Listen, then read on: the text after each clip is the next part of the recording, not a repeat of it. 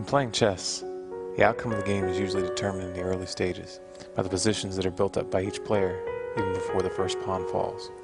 These moves may seem innocuous to the untrained eye, but an experienced player can read the threats which grow and develop in each stage, and can see the traps which are being laid. Right now, the nations of the world are organizing and positioning themselves financially, diplomatically, and militarily for a struggle which will alter the global power structure irrevocably. It would be impossible to understand the economic collapse which is slowly unfolding and the great war which will almost certainly follow without taking into account the stakes of this global chess game. The true root of power in the modern world lies in the creation and control of money. In the United States, as in most countries, the power to coin money has fallen into the hands of a handful of powerful banking cartels. Given enough time, financial power always translates into political power.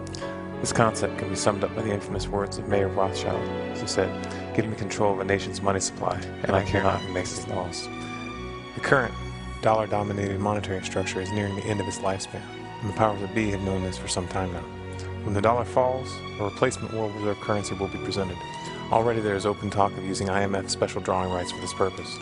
However, there are several key countries, particularly China and Russia, who will not accept Western control of any such replacement. This will be the true cause of World War III. There will be other justifications given, or even apparent attacks on our own soil. There will be the usual talk of fighting terrorism, spreading freedom, and liberating the people of this country or that. But don't be fooled. What's really at stake is the control over the world's monetary system and the global political power which will grow out of it. This is not a subject that I enjoy thinking about, because as a father, I feel the implications of what I'm presenting here deep in my gut. I can understand why many might not want to look at what I'm about to say, and why they might resort to calling me a fearmonger. But consider this.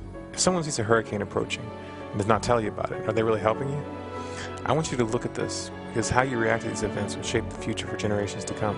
What's at stake is more than your life, more than your children's life. What's at stake is, in fact, an entire era of human history. The primary psychological tool used to herd the masses in the modern age is the Hegelian dialectic, or in layman's terms, problem, reaction, solution. A problem is created or allowed to develop intentionally, the population reacts, demanding a solution, and then those who created the problem present a solution to the problem. Quite often a solution that gives more power to the very groups that caused the problem in the first place. It's important to understand that World War III is not going to be an accident. It will not be an unfortunate chain of events that the United States struggles to avoid. It is in fact a goal, a specific objective that must be reached to force a cultural shift that the population would otherwise never accept. It's only from this context that the events unfolding in the world right now make any sense at all. China and Russia see this coming. Korea and Iran see this coming. This is why these countries are currently in the process of completely revamping their militaries and moving their international trade off of the dollar. This is also why the American people were tricked, under the pretense of 9/11, into invading Iraq and Afghanistan. This is why Obama, or more accurately those who control Obama, have not and will not end our presence in the Middle East. They'll delay, they'll move troops from one country to the next, but they will not withdraw. Because in times of war, resources are taken by the barrel of the gun, and it is the control of key resources, such as oil, which ultimately determine the outcome of most wars. Whoever is able to maintain control of the primary oil fields of the world will have the most political leverage and the best capacity to wage conventional warfare. However, if World War III does break out, the chances that it will be restrained to conventional warfare are slim to none. Unless we radically change course right now, a nuclear war is baked in the cake. This is why when I talk about the great collapse that's coming, I show buildings in ruins and describe the total end of our way of life. You don't need to be a psychic to see this coming, any more than you need a crystal ball to see a train rushing headlong towards the edge of a cliff and know that a tragedy is about to unfold. I don't hold out much hope that this great war can be stopped. Stopping it would require a total popular uprising, a revolution like we recently saw in Egypt. And in my opinion, the American people are far too distracted and far too sedated for that to happen. My only hope is to alter the reaction. Please, don't look for boogeymen in foreign lands when the dust from the mushroom clouds clear. Don't send your children to kill and be killed for the lies that the media will feed you. Don't hand over what tattered threads of freedom you still possess in the name of security.